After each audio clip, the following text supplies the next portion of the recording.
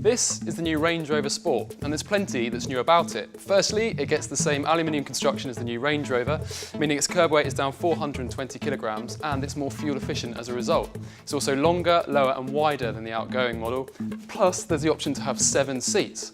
So what do our readers make of all of that? Yeah, I think my first impressions are really positive. It's a very strong looking vehicle. It looks like it wants to be driven, as they say. It looks like you could do a lot with it in terms of its capability off-road as well as on-road. It looks very luxurious. It looks like a lot of attention to details gone into the design. It works from absolutely every angle. It's a very strong vehicle, very well designed and well put together, it looks like, as well. The panoramic roof that opens up all the way, I think that's fantastic because it is quite a tight sports-oriented cabin with the seats hugging you and sitting a bit further down in the vehicle than you'd be expecting from a Land Rover. So the roof then opening up gives a bit more of a sense of space. So I think the occasional seats in the back could be a really cool addition. I think give you a few more options for carrying your small kids like I've got, or for mates back from the pub or whatever, that sort of thing. Also, it just feels absolutely luxurious inside, and particularly this one, the autobiography. I think you'd hesitate to put grubby kids in the back because you wouldn't want them to put their fingers all over everything.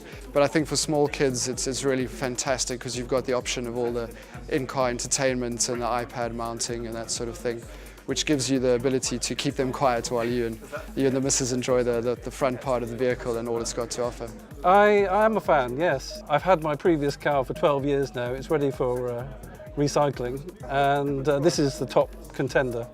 Well, I was extremely impressed with the way it's constructed. Quality just comes out of every single thing that they've done with this car, which probably couldn't have said 10 years ago. It's lost the boxy shape of its predecessors, and so it looks now as if it's been designed to move through the air. So the design has obviously moved forward a lot. And I quite like the design. The car's lovely to sit in and it's quite big, but when I put it in Sainsbury's, will I be able to open the doors? I won't know until I get one.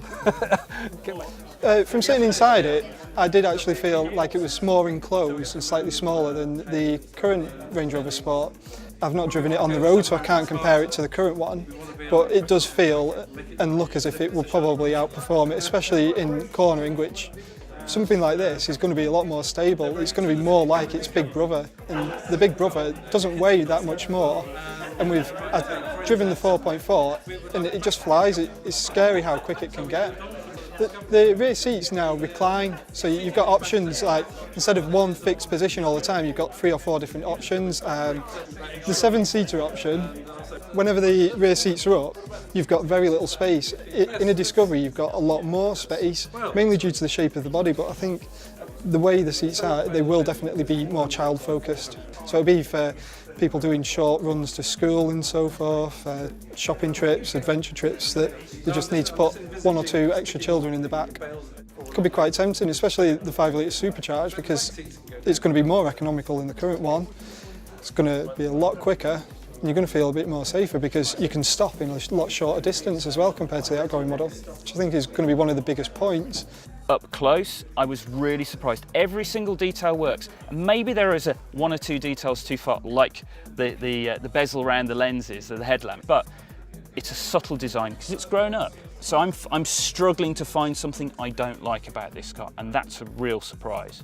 This car has castellations on the bonnet, which the old Sport didn't. That's a key Range Rover feature, so I'm really excited to see that back in the car. You can see over the bonnet really well. I can see both corners. I'm about average height and that works well. Got to compare it to the old car. The interior feels a little tighter than the old car, but the quality is absolutely outstanding. It's way better. If you look at the center console, the old car was a bit tacky. This is better laid out, it feels better, it looks better, it's better quality materials.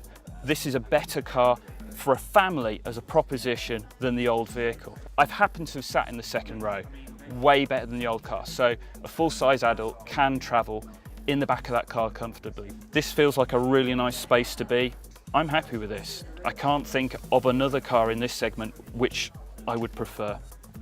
The Range Rover Sport is available to order now from £51,500 and delivery is expected to start in the third quarter of this year. Now there are 3 engines available, 2 V6 diesels and 1 V8 supercharged petrol.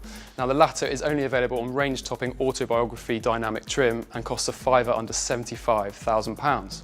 We've already driven a prototype model, so for our early driving impressions, search Range Rover Sport on whatcar.com. Remember to hit subscribe to check out our other videos and please feel free to leave comments below.